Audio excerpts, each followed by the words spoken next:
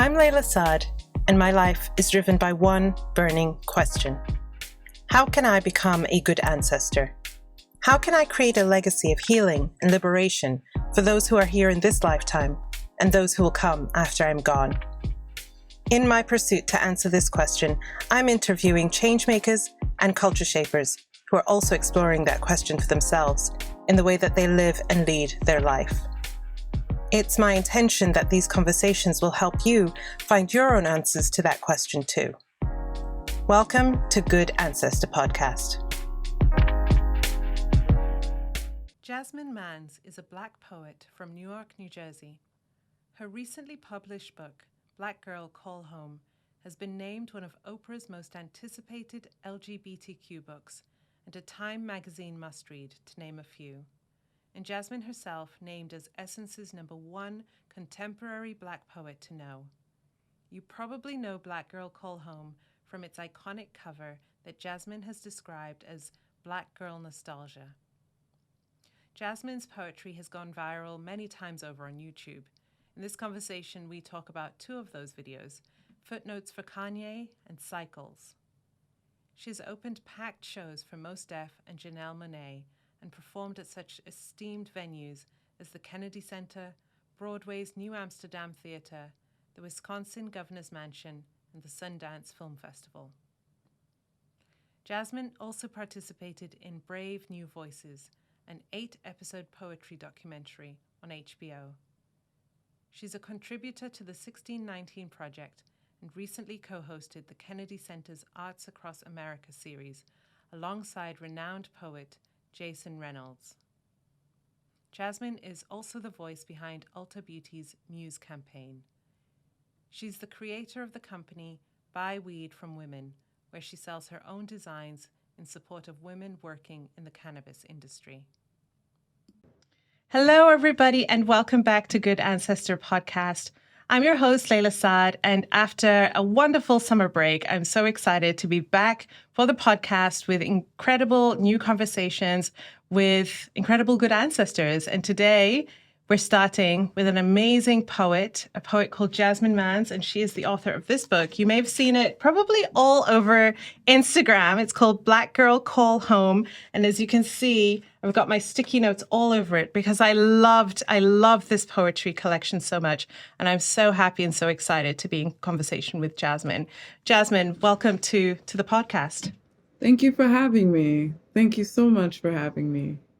It's so incredible to get to be in conversation with you. I've been, in addition to reading the book, I've also been exploring a lot of your spoken word poetry and a lot of your just visual art, that I really can't wait to get into conversation about. But let's start with our very first question that we ask every single guest. Who are some of the ancestors, living or transitioned, familial or societal, who have influenced you on your journey? My grandmother just transitioned. My Aunt Mabel was a storyteller and taught me and my brother how to read. My uncle, William Mans, was a member of the Black Arts Movement, and he was my first poetry teacher. Toni Morrison, Maya Angelou, Alice Walker, the works of Gwendolyn Brooks have always changed me. Tupac, I feel like all of the art that I've taken in throughout my life has moved me in some way. And so there are just so many people I go on to name. Halim Suleiman, who was a member of the Black Arts Movement and a poet here in Newark. And after when he was 70 years old, became my poetry teacher in high school. This retired man of the movement. And so by way of living in Newark, New Jersey, there were a lot of poets in the Black Arts Movement that would happen to teach me poetry in their elder years and pass away way before I actually knew who they meant to the greater world. And so There were like my uncle used to bring me to Amir Baraka's house. And so there are so many poets that I would name just from here. But yeah, everywhere. Wow. Yeah. That's incredible. I love that thank you for sharing all of that, because one of the things that I was thinking about in preparation for this conversation, and as I said, just, reading the book and watching a lot of your spoken poetry, I was like, there's so much power in both your words and how you perform. And it's a power that feels really grounded. It feels like it comes from a long lineage. I remember watching one of them and thinking, gosh, who does she remind me of? And then it was Maya Angelou. That's who she reminds me of. The tenor of the voice, the timbre, Big. it's big, but it felt real. There is an energy that I've seen you exude when you're doing your spoken pieces that is almost, I don't want to say bigger than you, but it's you amplified. It's not you when we're having this conversation. It almost seems otherworldly. Could you tell us a little bit about your journey because I know a lot of where your work started is in spoken poetry. Can you tell us about that and how you experience yourself in those moments when you're on the stage? It's so interesting because I went to college and I was a part of poetry collectives and like did poetry professionally, and poetry has always been deeply a part of my academics and a part of my professional life. It's been my only professional life. And it wasn't until just recently, I mean, during my experience of Black Girl Call Home, I felt this, but recently at a funeral, um, I went to in Newark, my hometown. There was sound, and there were people using their voices as storytellers. And there was this essence of bebop, and there was this essence of call and response that my community knows so beautifully. That is a mixture of God and poetry. And I realized, I was like, oh, this is where it comes from. And when you go to college, you forget, you may think it came from college, or you may feel like it came from that mentor that you found when you were 25. And then these things help you refine these tools. But I realized that what the sound of my voice and the cadence and the tone, it comes from, and it was inherited from this community of storytellers and of folklore that exists in our celebration and in our mourning. And when I said at that funeral, I was like, oh, this is where you come from. This is where all of that comes from. Um, That's powerful. yeah, and I don't take credit for it. Like I feel strong when I perform. I feel like God is speaking through me. And so it is something that I don't want to take credit for. That's beautiful. I love that. And we so take for granted so often the what we take to be as mundane, right? And what we take to be as just this, well, that's just, where I grew up. That's just my family. That's just, the rituals that we have in our culture or whatever it is. But it's so deep. And I love that you had that moment of reflection and really, it sounds like it almost re-grounded you back in, it's not even me that's doing this. Like, I'm the tool, I am the channel through which this is happening, but I'm a product of my environment and of, the work that is being done through me as well. Yeah. Yes, That's, absolutely. do you remember the first poem you ever read? Yeah, I was like, I was discovering I wanted to be a rapper so bad. It wasn't even about poetry. It was about my rap. I could see that. I could see it. And then something in me said, you should be a poet instead. And I remember being militant and writing a poem about like burning the flag of the United States. That's not the first poem. That's the first poem I remember. and that I shared with like my sixth grade teacher. But it was about burning the flag and America not being honest. And it was, I remember at that moment when I was discovering things about the civil rights movement and poets that existed before me. And my love for poetry came by way of understanding civil rights and the strides of Black people in the United States. Well, there's so many incredible poets and poems that came from that period, right? I mean, when you think about the power that is in them, it was speaking directly to the circumstances that they were living in. Yeah.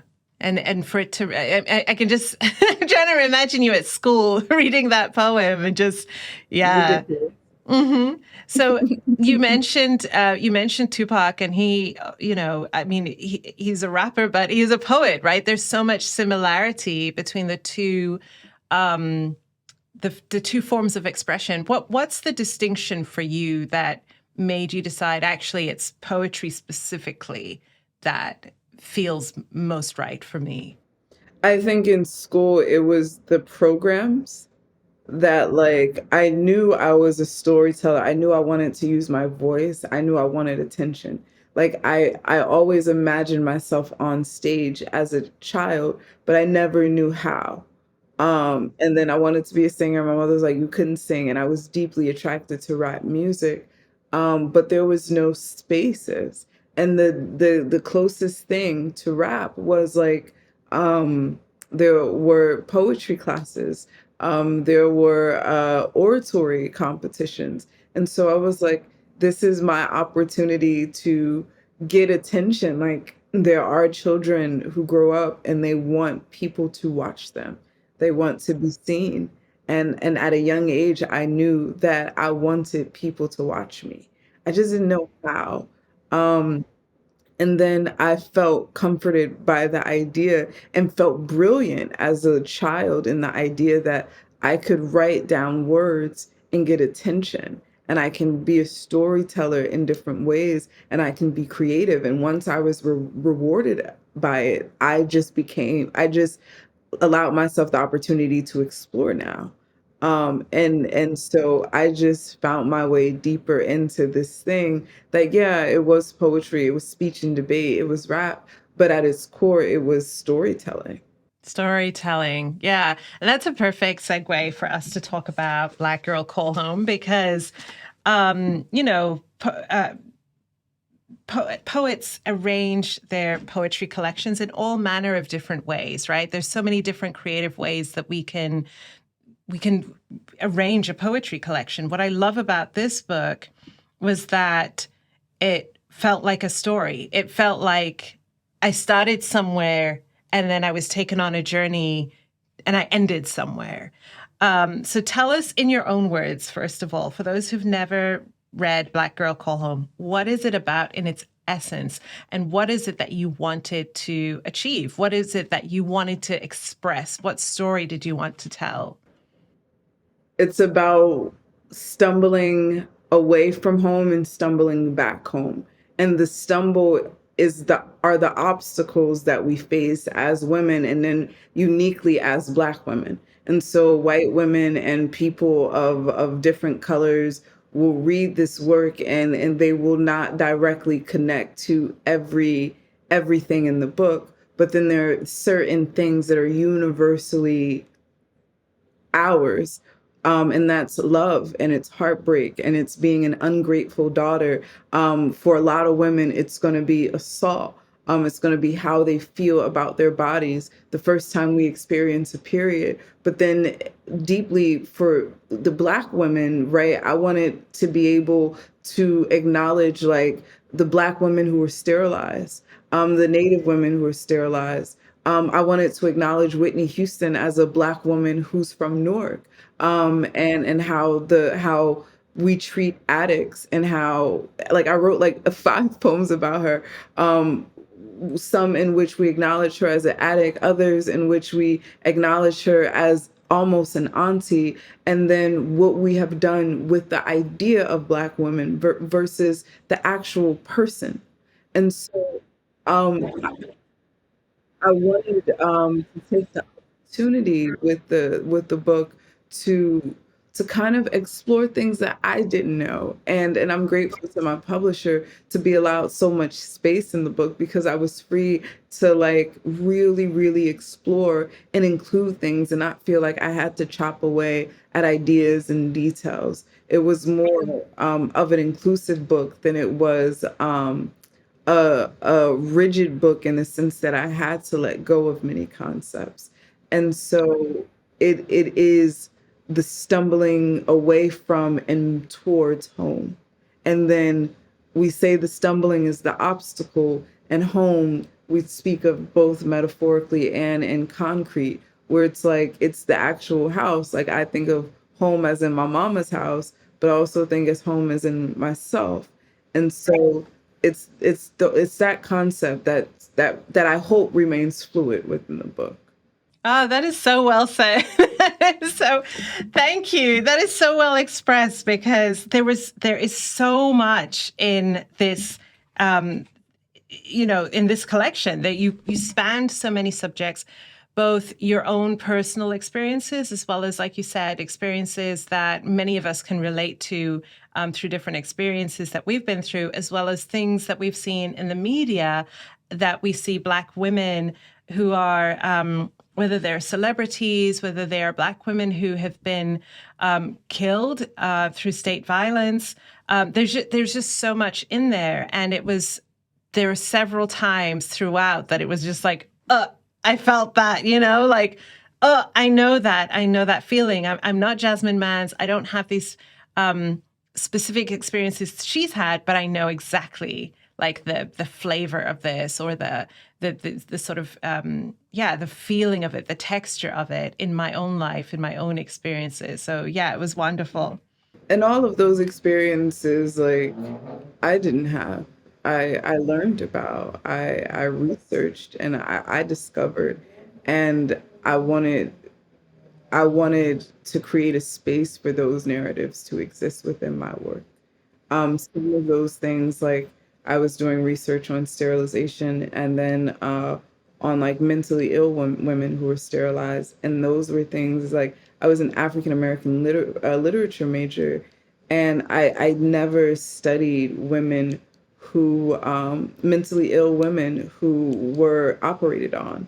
Like we talk about women who are operated on, but I never thought about or considered mentally ill people who were also enslaved in the United States. And there were things that like I was literally writing within my own shock and confusion that I wanted to display in my own writing. And so I was never writing as someone who knew, but someone who was stumbling. Yeah. Wow. Mm. That is powerful. And I think as writers, so often when we finish the product, like the book is done, it looks like this cohesive, easily flowing piece of writing that just makes it like it just flowed out of you, Jasmine Mans, right?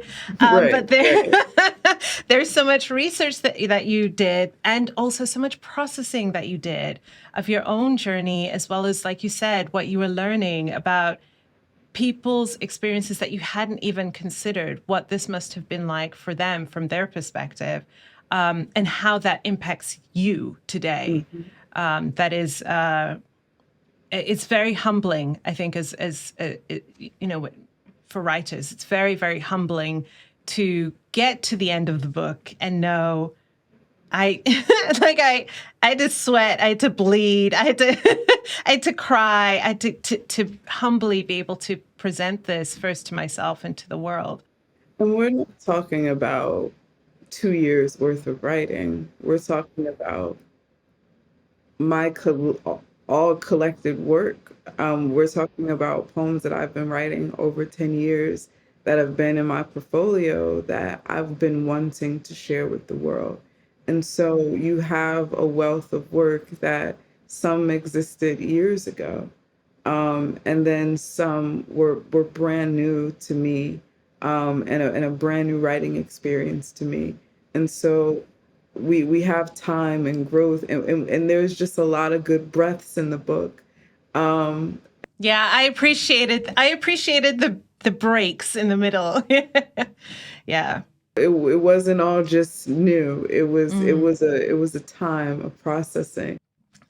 So before we even get into like the poems themselves, and I would love if you feel comfortable to recite some, because I'm not even gonna. I don't have Jasmine Mans' voice. Like that's that's not gonna happen. So if there are any that you feel comfortable with, I'd love to hear you recite them. But first, we have to talk about this cover. I mean, I mean, there's a reason that it was everywhere on Instagram, and I will say, for me, the moment that I saw it, I was like, I had shivers, like at the back of my, back of my neck, my cheeks. I could feel it, and it was because I was like, this is me. I had these clips. I had these specific clips growing up. And Jasmine, I mean, I was born and I grew up in Wales in the United Kingdom.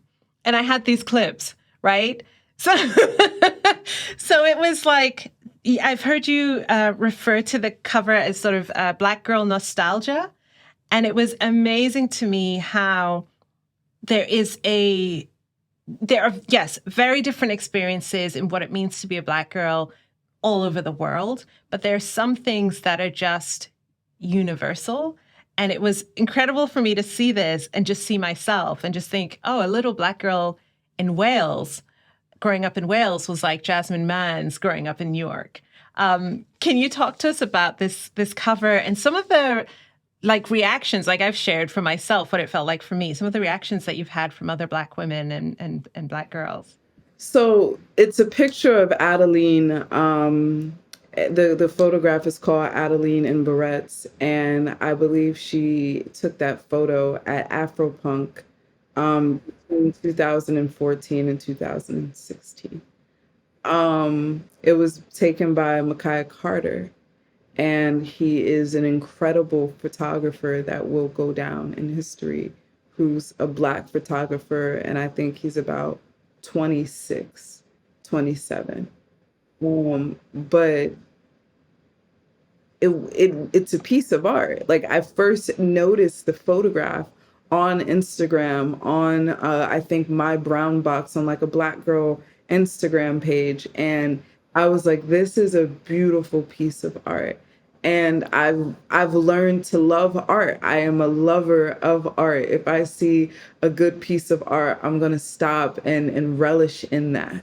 And so when it came to creating a book cover and finding, it wasn't creating a cover, it was finding the cover, well, and creating it. We'll get to that. But it was just like, it had to be art. It had to reflect what was in the book. It had to grab at people. And so it's like every time we were writing about the book to our team, I kept saying Black girl nostalgia. I kept saying this thing. And it was difficult because it's just like, this is your first collection of poetry. If you're talking specifically to Black women, do you alienate all of the other women who will read your book? And then will book buyers feel like you're alienating all of the other poetry readers? And if you look at a lot of poetry books, they're very racially ambiguous. There are stars on the books, there are butterflies, there are things, there are symbols on poetry books rather than actual like faces or things that lend itself directly to Blackness. And then the books that do lend themselves directly to Blackness are academic poetry books, or so by authors that have made it in their career where they don't have to play the game. And I am a first time author, and the expectation is for me to produce a commercial book, poetry book, and by commercial meaning that it is inviting to people across racial demographics. And now the book is titled Black Girl Call Home. So we are already specific in the title. We're already in it, right? We're already in it. We're getting deeper into this gumbo. And now we have this cover, and we're sourcing a lot of covers. I think finding the cover was a bigger conversation than the actual buying the book and building the book. It was the cover took the longest conversation, and we had 60, 70 colors of like, well, what if it was ambiguous and it was just a telephone? What if it was just a title? What if it was a picture of you? What if it was a picture of a different Black girl? What if it was a picture of a Black girl on a phone? It was so many titles that made your head spin. And the funniest thing about everything was the fact that this cover was the cover that I showed them from beginning to the end. I every time I presented idea, I said, here's some ideas, but I want this one. Here's some ideas, but this one. Here's some ideas, but this one. And I am so happy that I remained aggressive about that cover. I'm so happy that I trusted my audience and my creative ability to know what was good enough for my work. Because if you see covers, they're just not like there's this not this big tada about poetry covers, and you don't see many poetry covers that are like, I this is the most beautiful thing I've ever seen. You don't even look at books, and I don't remember the last book I've read that I said this is the most beautiful cover I've ever seen. I've seen I've read incredible books. Like there are books that I'm going to keep right next to me at all times, but no one's ever made I never felt like, oh my gosh, this cover made me feel alive.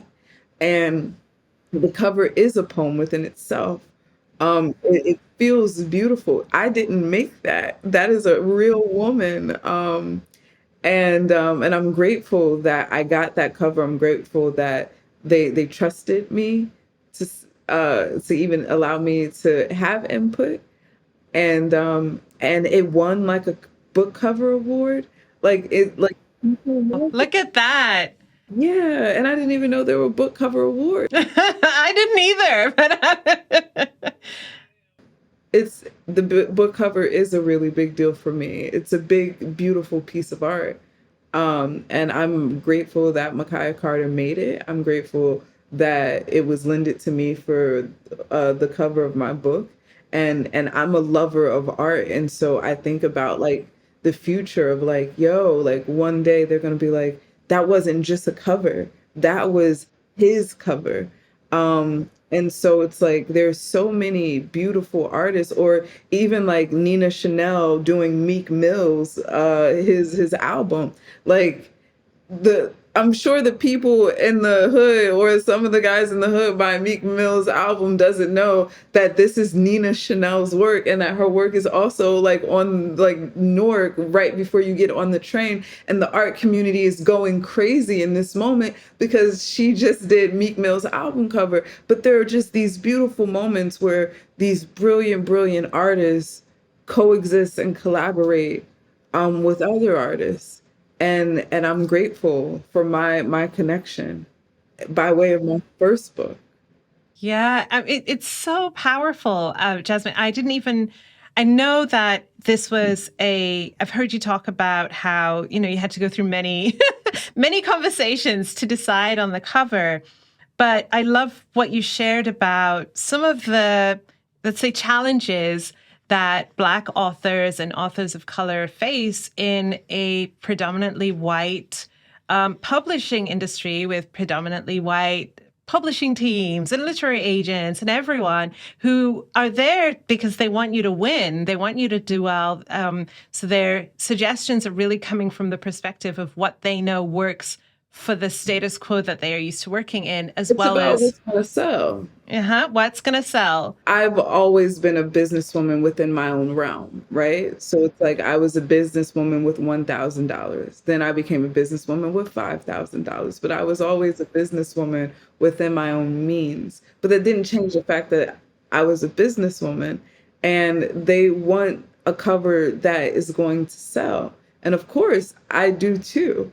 And there is this universal myth that everyone follows that we have to be palatable to everyone.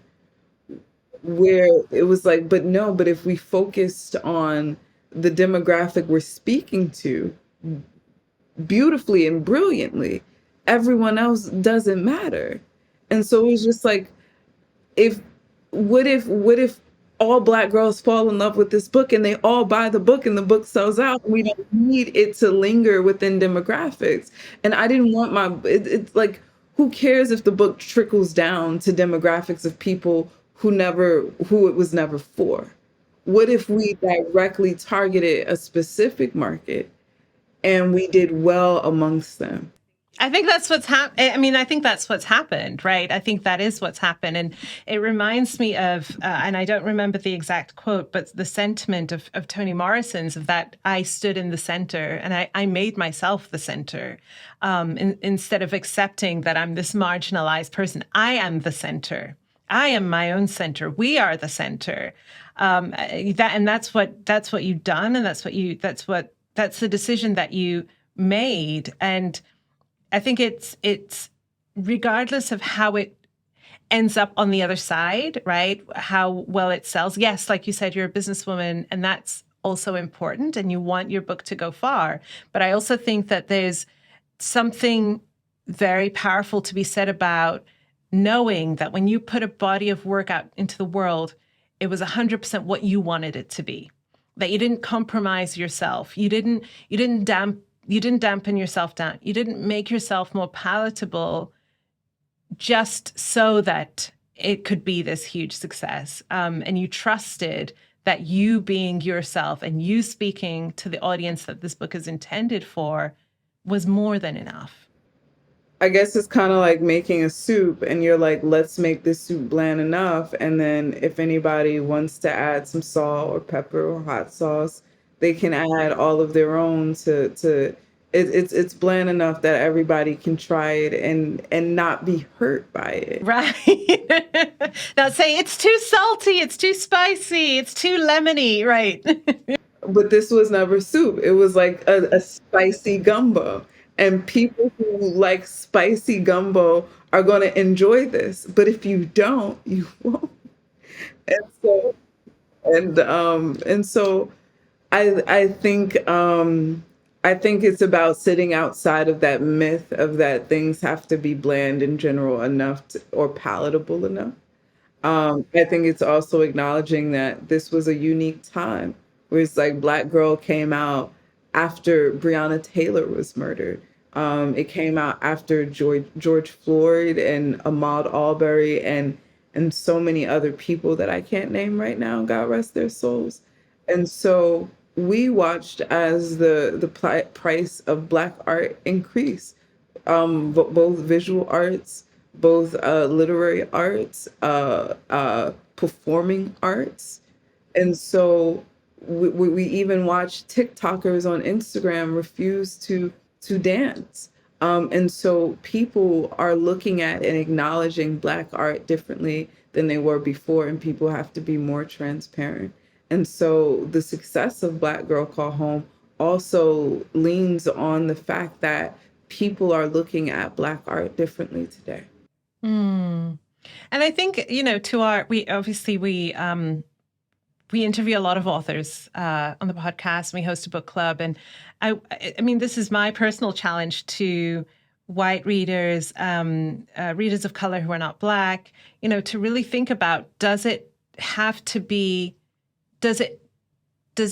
look like me in order for me to find something for myself in this, right? And whether it's the universal piece that you spoke to, poetry, there's something so much deeper in poetry that speaks to a universal experience, but there's also, let me learn about an experience that's not mine as well. Or even like, that's not even a conversation when it comes to Black children learning literature. That is just like, when we start off in school, we start off with Shakespeare and The Catcher in the Rye, and The Great Gatsby, which we understand are lovely traditional books, but it's just like you got Black kids in Newark like literally reading The Great Gatsby, and I'm just like, how does that appeal? For what? Yeah, like for what? For why? For who? Like, who is this? But we already decided that there was this some like traditional Western standard that children have to live up to. So if your reading experience, right, as a Black boy in Newark starts with The Great Gatsby, how well is this going to continue on? Like if we're starting with The Great Gatsby and going to Shakespeare in English class, and your reading experience, right, is controlled by your literary class, by your literature class. How well is it going to go if we're starting off with like very, very removed white people? And so it's just if I started off with Jason Reynolds or Ta-Nehisi Coates and Between the World and Me, or if I started off with Maya Angelou in my classroom, it would have been I would have had a different relationship with reading. And if I had a different relationship with reading, I would have had a different relationship with my vocabulary, my understanding with words. But so I would deny reading if I started off with white writers, the white ones that kids are forced to read now. And so it's not until like I got to college and the appropriate writers were given to me that I was like, oh, it's different. Or even now where it's just like I'm now reading for fun. And I'm not reading necessarily to learn the next big thing. I'm literally reading for fun. Um, and that feels so good. Like I'm in the coffee shop and I'm laughing. Like I'm laughing while reading a book. And I was just like, I didn't laugh at reading a book until this year. Like I never was like, oh my gosh, like this book is fun and this feels like I got a friend. Like, and that's so valuable. I don't know how I got here, but that's so valuable. It is. I mean, it speaks to a lot of what I've been thinking about recently as we really refocus this podcast and book club to center BIPOC voices, especially Black authors. But I found the first book that I remember reading by an author who was not white and they were Black. I found it by accident. We just moved to Qatar. I was looking for a library. I was looking for a book to read before school started because I didn't have friends yet. We just moved here. And my aim was find the biggest book that you can find because then it can last you until school starts. The biggest book I found was Roots by Alex Haley. So I'm 15 years old, never read any books by Black authors, never learned about the transatlantic slave trade, had no idea about any of this. And that was the book that I found. And it changed my life. Truly, I mean, it still stays with me till this day. But then after that, it was then a return to all white authors, essentially, because that was what was in the bookshop and that was what was the bestsellers and that was what was available to me until I was in my 30s. I'm talking about not that many years ago that, that's when I discovered Black poets. That was when I realized poetry you could feel something when you read poetry. Right. And so even when we're just talking about literature and how literature is white. And then we go into poetry and we start with like the Shakespearean sonnets, Emily Dickinson and all of these people who are great, but irrelevant to the palette of the like Black child. And it'll go, like it'll work eventually, like people will find Holden Caulfield and be fine. But there are things that would make children fall in love. And why not start there? And I did not enjoy reading until like maybe a little bit after college, where I realized like, oh, I can control the kind of reading that happened and I can have a different relationship with reading. That reading didn't have to be about like, once I finish this book, I'm going to be the smartest person on earth. It didn't have to be, I'm going to read something so contextually hard that like it's going to be unbearable to get through. It could be, I'm just going to read as if as if I'm in conversation with a friend, and I'm going to do it for the fun and the joy of it, and there are going to be parts that are hilarious, and I can laugh, and once joy is included in the experience, I think I think it becomes more of an imprint. Just like once trauma is included in the experience, it becomes more of an imprint. And so it's just like if the imprint of joy is, if joy is imprinted in literature, then it'll stay for the person. And I think that becomes the most valuable asset. Yeah. Wow. I love this conversation so much, Jasmine, I because I just mean, do. Thank you. Thank you so much for it, having me. thank you. It speaks to what you were saying just then, reading a book and feeling like you're having a conversation with a friend. That is what I felt with Black Girl Home. I felt Black Girl Call Home. I felt like I was getting to know a new friend, and that they were telling me their story, about the people and the things and the experiences that had been so formative for them, in them becoming the person that they are today.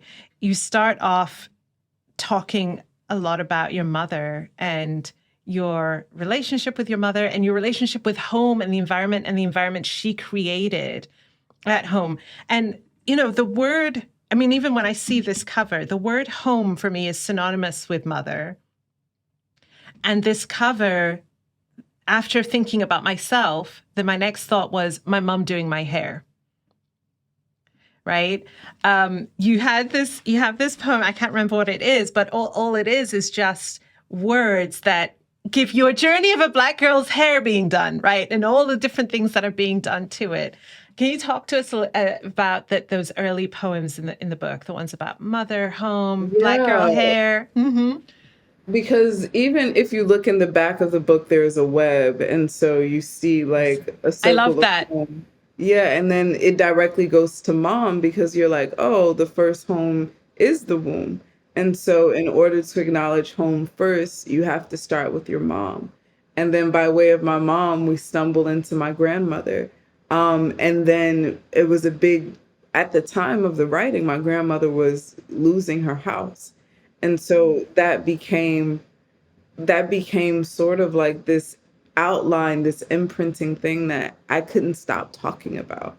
And so as I was talking about my mom and my grandmother, I kept seeing my grandmother's house, this house on South 14th Street that's olive and she's going to sell soon, that my grandfather died in. And so you see those details, and I'm trying to give as many details as possible so that Newark people can know that it's about them, and so that I can remember myself.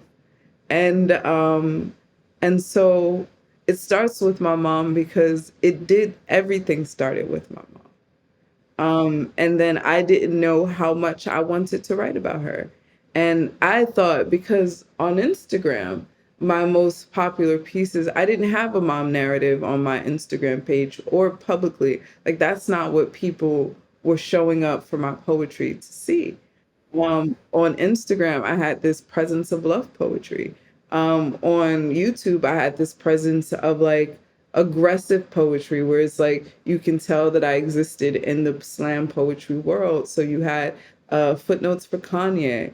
Which But I people love, by the way. and people on Instagram didn't necessarily know of footnotes for Kanye. And so I thought that people would be so attached to these love poems because those were what people knew more. But then people were like, no, no, no, no, no. Like, you talked about your mom. And I feel this way about my mom. And I feel this way about being a Black girl. And there are things that I thought were uniquely Newark or uniquely me about like going to a repast, or my mom who cooked on Sundays, or the macaroni and cheese, and all Black people bringing macaroni and cheese to the repast, and and all of these things, and it was universal. It was something that so many women experience. Um, and so I am grateful. I am excited. My mother actually, a girl was like reading my poem about her on TikTok, and she was like, "Son, I found your poem on TikTok," and it made her really, really happy. But like, yeah, I didn't know how important this was for us to talk about as Black women, and now I'm just like, oh, let's talk more about it. Yeah.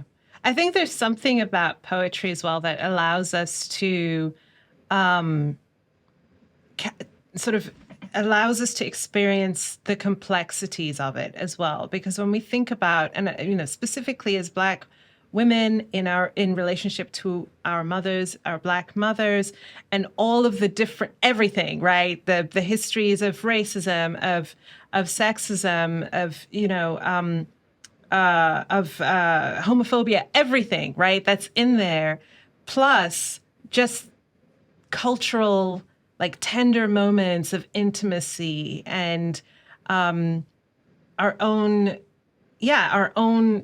ways that we built our home and we built our home environments. There's a lot in there that poetry, I think, allows us the space to hold all of the complexities together and to not have clear answers, right? To be able to actually sit in it as opposed to wanting to solve it or make some parts of it right, make some parts of it wrong.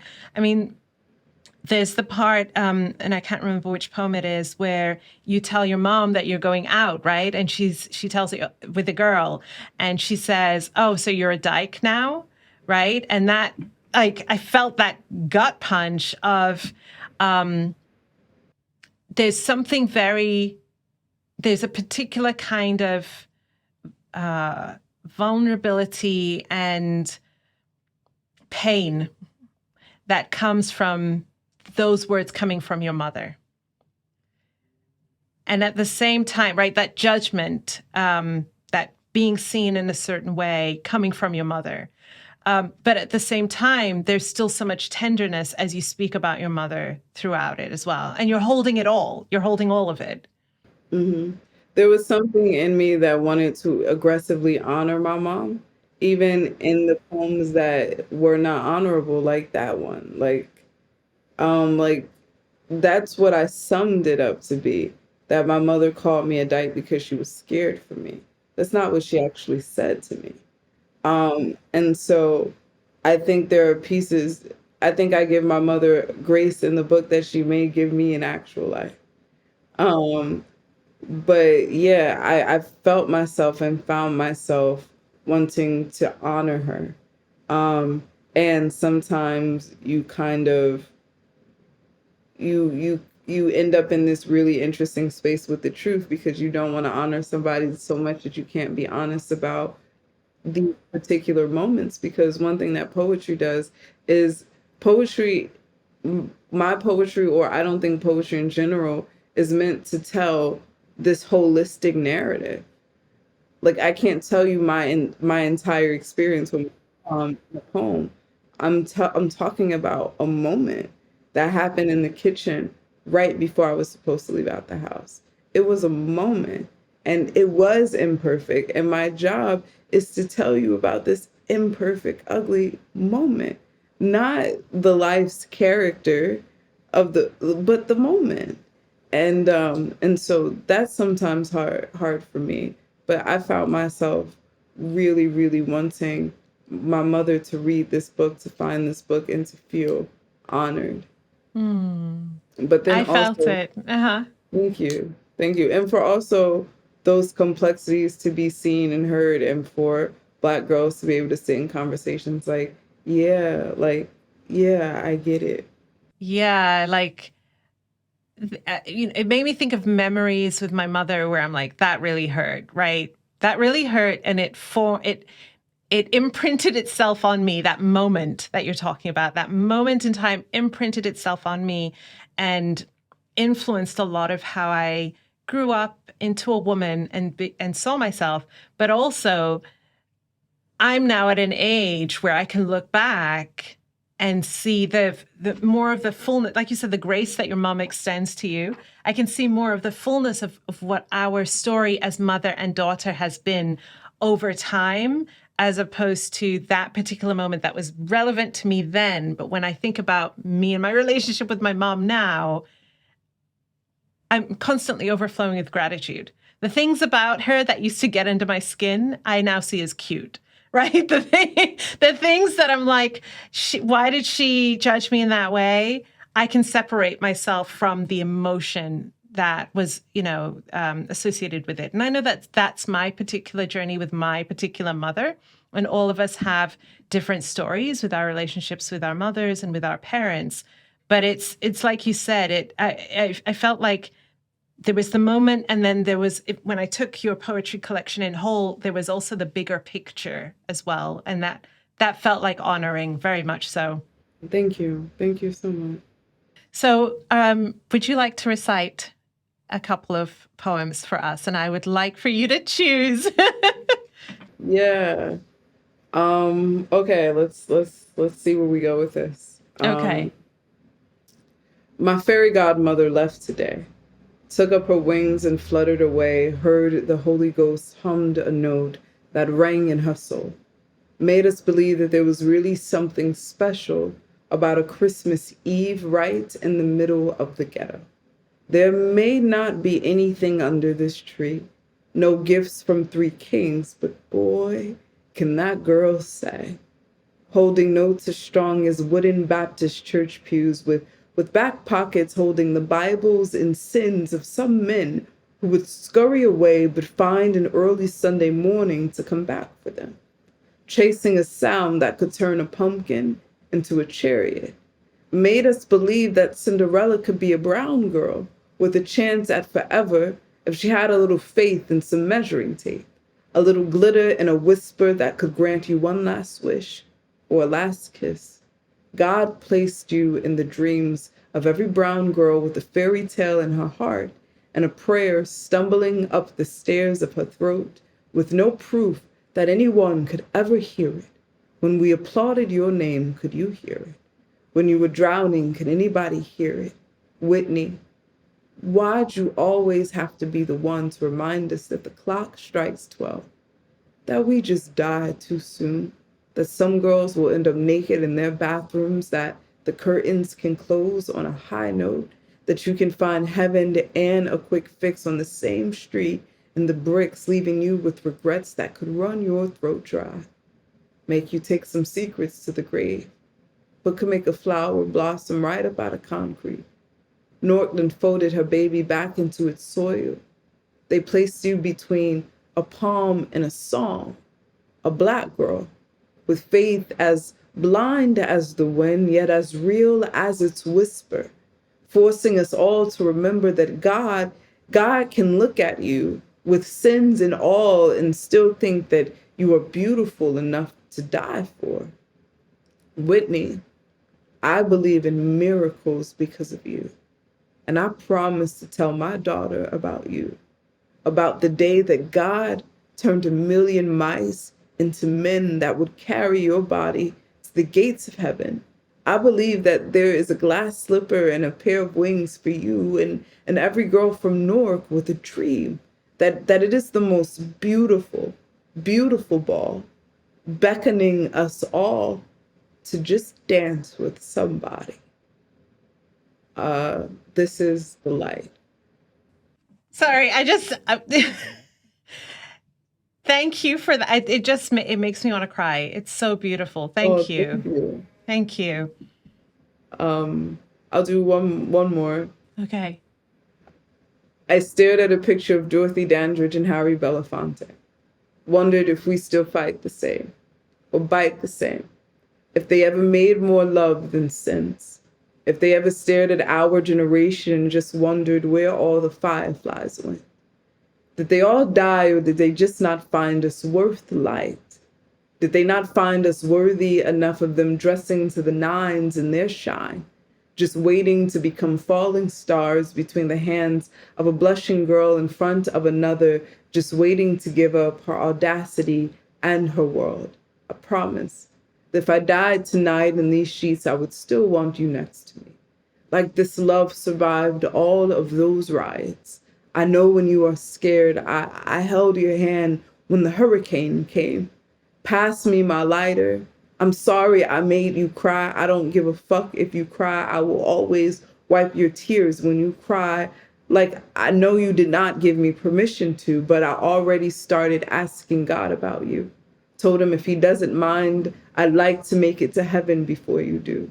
To run your bath water and to make you a plate to turn your TV to your favorite channel, then turn it off and make you believe that you left it that way. And I vow to never to open the door for a scent other than yours. And I promise to always remember your scent, and that we will laugh at every single thing that hurt when we were humans, like when we were poor, when we slept on our bedroom floor on Leslie Street, when we only had water and grilled cheese. The moment you said, baby, I may not have any money, but I got a soft spot with a melody and a pair of arms that could rock you to sleep. So what? Are you thinking about taking a chance on me? That's it.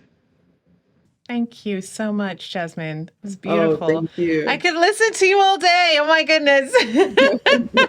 And there's the beautiful thing about, another beautiful thing about poetry is that you can experience it in different ways. You can experience it in one way when the poet themselves is reciting it, and you can experience it another way when you are reading the words on the page and actually seeing not just the words, but how it's arranged.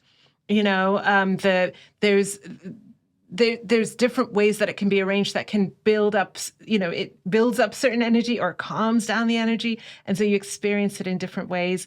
I watched your YouTube video of footnotes for Kanye after I read it. So when I read it in a certain voice. And when I watched it, it was in a different voice than how I was expecting it to be. And I was like, that is so interesting because it's still powerful both ways. But it's really interesting how, you can read it in different ways. You can experience it in different ways. Yeah. Is that something, because I know that I've seen your really recent video for Cycles, which is this mini movie. It's a movie. I mean, it's like, it's directed, it's a story, it's poetry, there's music, there's the visual element, the visual beauty to it, as well as the heartbreak that's in there. You're so masterful in all of these different ways of expression. It's not even me. For footnotes for Kanye, oh my gosh, that was 2016. I think I wrote that piece in 2015 and we put it out in 2016. And I wanted to make this video because I knew this poem was important to the culture, but I didn't have any money. And so I didn't know how to use my resources. I remember putting it out on SoundCloud. It was on SoundCloud for months and it got like 2,000 views. And then I went to visit my girlfriend at the time, who lived in London, and one of my friends in London was like, I'm going to record it. What do you mean? This is very important. And we went to like a 4-story parking garage, and we recorded the piece in a parking garage. It reminds me of that Beyonce video for what's that song where she's in a parking garage on the Lemonade album. That's the kind of gritty, you know what I mean? Like the gritty energy of it. Yeah, it was all like happenstance. And then I remember putting it out and no one saw it. And then one day it got out on Facebook and everyone saw it. And that piece was important to me because it was I mixed in a lot of Kanye's raps. Yes. It's very clever, I have to say. It made me laugh even while reading, all the different emotions of it. I was like, this is so masterful. And I remember talking to my mentors. I remember talking to like Raphael Casal and so many mentors and saying like, is this piece good? What would you take out? Is it too long? And then some people were like, you're being redundant. Da, da, da. But I was like I was asking for so much support with this piece because I knew that footnotes for Kanye would be really, really important. And then Cycles, well, back to footnotes for Kanye, I think there are sometimes poems that you remember. There are poets that you remember, and then there are sometimes poems that you remember. And so sometimes like no one might not remember me, but they'll remember footnotes for Kanye. And there's so many people that don't listen to poetry that found footnotes for Kanye because it fell outside of the niche market And that's the exciting thing about going viral. And that was exciting about, like, I first started going viral on World Star Hip Hop, where it was the worst, most ghetto channel for a poem to ever exist on. But you saw poems getting 300, 400,000, close to 1 million views. And so it wasn't existing just in the poetry space. It existed for everybody. Now everybody has an opinion. Now everybody wants to be in conversation about these topics and ideas, whether it's if it's like barbershop conversation, whether it's academic conversation or creative conversation.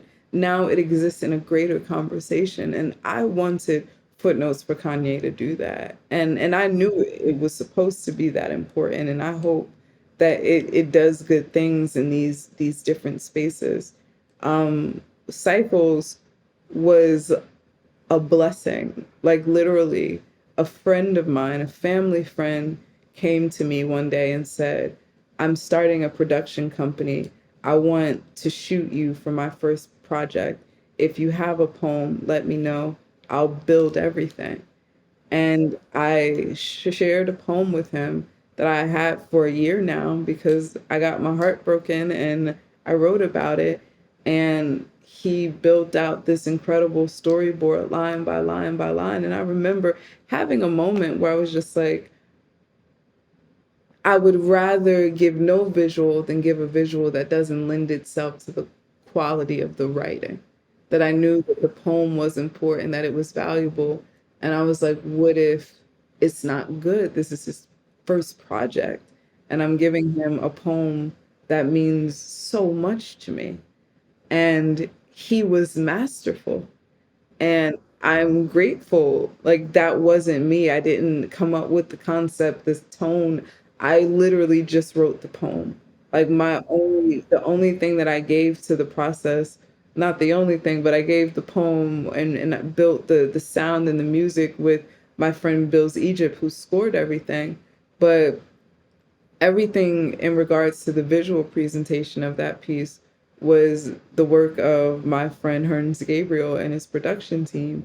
And that speaks to like trusting people and having great collaborators who really believe in you, because two of my most magical pieces in my experience, Footnotes for Kanye and this Cycles piece, were two people who were like, oh no, these poems are important, so I'm going to give you something. And they gave me their talent and their time, and it became something beautiful. And I'm grateful because I know the end of my skills. I could never edit or record anything, and so I'm grateful for that. Oh, I love this because I think and we'll link to those two videos in the show notes as well. So Footnotes for Kanye and Cycles. We'll link to the videos of that. But what you did, I love that you said, you basically, this is my lane, right? This is what I'm really good at. This is what I bring to the table. But then finding those collaborators that see your vision and have something that you don't have, a vision that you can't see, and being able to pair those two is you're really presenting a new a new way for us to experience poetry, right? Because there's written poetry, we can watch what is it called? Slam poetry, right? And spoken word. But this felt like a music video that's not a music video, a poem that's more than a poem. There's music. You're seeing not just the story, but you're seeing the emotion as well. And I love it. Like, I hope you do more. I hope that you. And when I'm working with people, no matter what project I'm working on, I'm like, there's one equation and we have to fill out the equation and we have to test it. And so it was like, this is poetry, but this is sort of a music video, but the hook is just at the beginning and at the end. But then it's super long. Why would anybody listen to you for 6 minutes? That's just really long. all right, well, let's just call it a bigger story. Let's like, it'll be our mini movie. And okay, if you recite in it, it'll feel more performance based. And so it was us like saying, okay, you need to recite in the poem. The music, this woman saying, I wish you well, is very valuable. Story, and then for me, like emotionally and as a storyteller, right? Like everyone knows, like I'm a queer woman, I'm a storyteller, but no one's never seen me with a woman before. And so this was my first time with a woman. And I remember being in a relationship with one of my ex-girlfriends, Sabrina, I love her to death.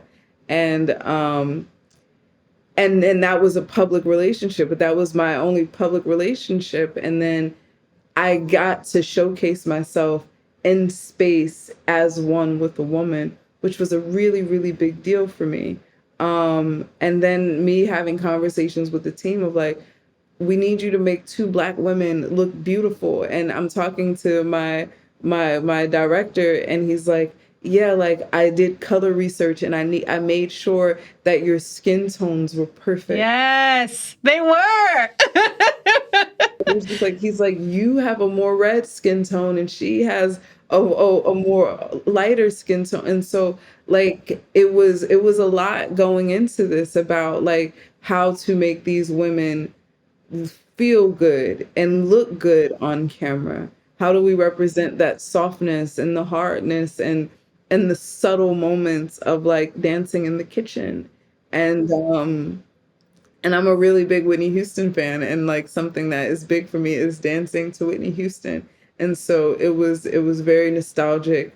The team was very thoughtful in like presenting this piece because it was real, but then there were like real women in the piece.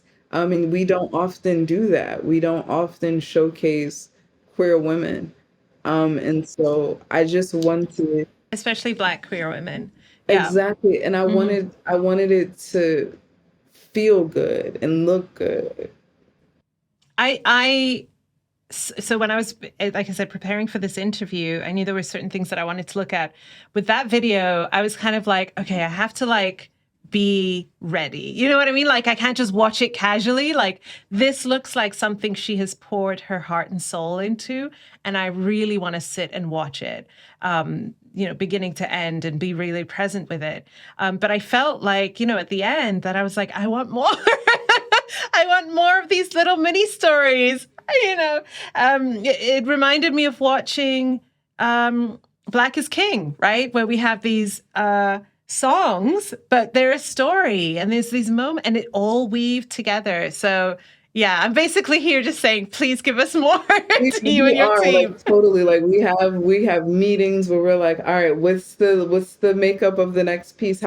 And I, for the first time, have a team of creative people who are excited, who believe in the ideas, who we just are excited about sharing thoughts with one another.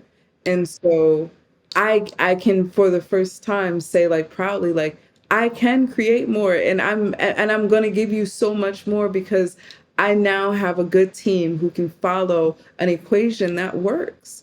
And it's showing, it's storytelling at my best ability, and it's showing the beauty of queer women. That's it, beauty. Yes. Yeah. And so, and even in this heartbroken ass poem, it still felt beautiful.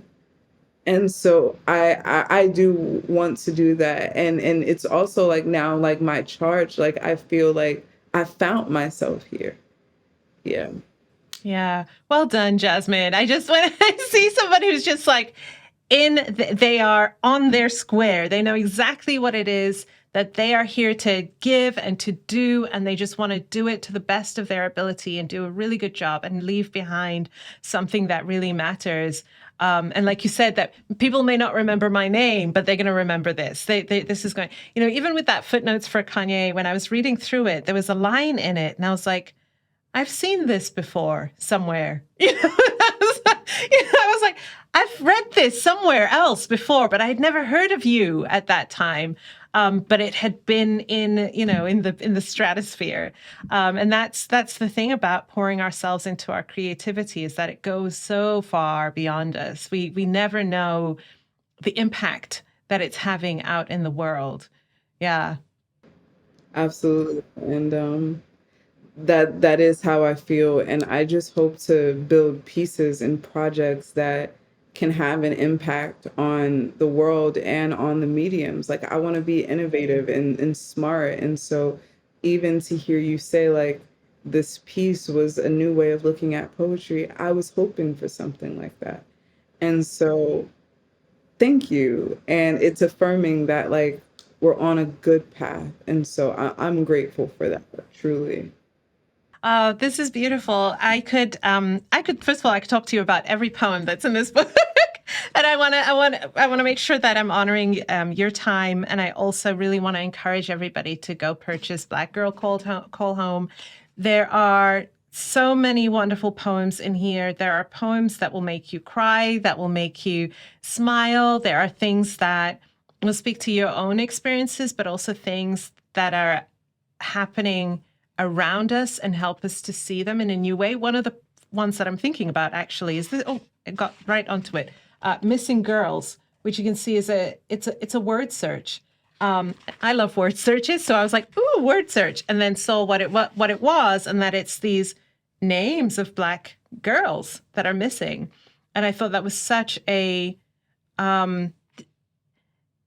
it's even hard to try and encapsulate the experience of seeing something like that and the impact of it and what it means. And when we think about, you know, this idea of missing white woman syndrome and how white women are treated when they go missing versus Black women, women of color. There are just so many pieces throughout here. I loved the poem on Serena Williams. I loved the many poems that you had about Sandra Bland, but I also then loved, you know, your own experiences around romance and love, right? There's just so much in here. So I really want to encourage people to go ahead and buy this book and go follow Jasmine and go see everything that she does, because she's amazing.